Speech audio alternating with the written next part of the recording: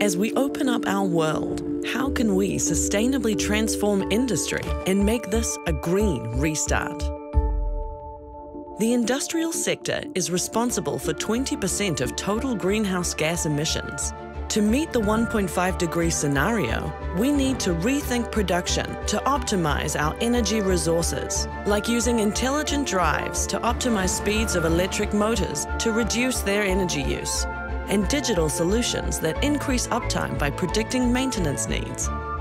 Plants can also be fitted with smart systems that enable energy to be recovered and reused. And in some energy-intensive industries, share excess with local communities through sector integration. All this increases energy flexibility, making it possible to maximize the use of renewable resources while minimizing emissions. Solutions like these will make our industries more sustainable and competitive, unlocking long-term jobs and making this a green restart.